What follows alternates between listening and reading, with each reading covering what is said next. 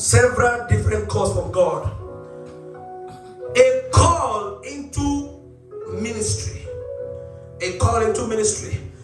First Samuel chapter 1, First Samuel chapter 3, from verse 7. Listen to this. First Samuel chapter 3, verse 7. The Bible says, now Samuel did not know the Lord. The word of the Lord had not yet been revealed to him. Let's go to verse 6 before we come to verse 7. Okay, it says, and the Lord called again, Samuel, Samuel. And Samuel arose and went to Eli and said, here I am, for you called me. But he said, I did not call you my son. Lie down again. The next verse you will see. The Bible says, and Samuel did not yet know the Lord. There are a lot of you, God is calling you.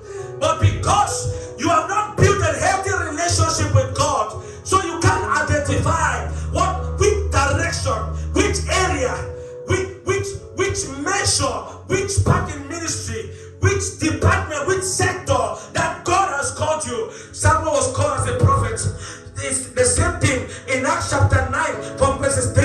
The Bible tells us of Paul when he was going to Damascus to persecute the church of God. The Bible says, and Jesus appeared to him. He says, Saul, why do you persecute me? And the Bible says, after that encounter, Jesus told him he should go to Damascus. And there was a disciples of Jesus in Damascus whose name was called Ananias. The Bible says, and as Paul, during that period of fasting and prayer, was praying, the Bible says, and God sent Ananias to open his eye. You must be able to identify your call. When you identify your call, you will not be confused. The man called Paul, whose name was Saul, he was persecuting the church of God, thinking he was working for God. He was persecuting the Christians of God, thinking he was doing well for God, but not knowing he was walking in ignorance because he did not know his call.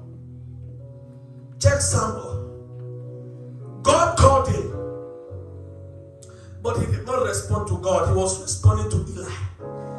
Some of you, God is calling you people, but your response is in man.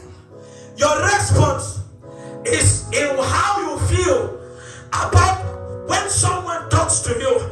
Your response, ladies and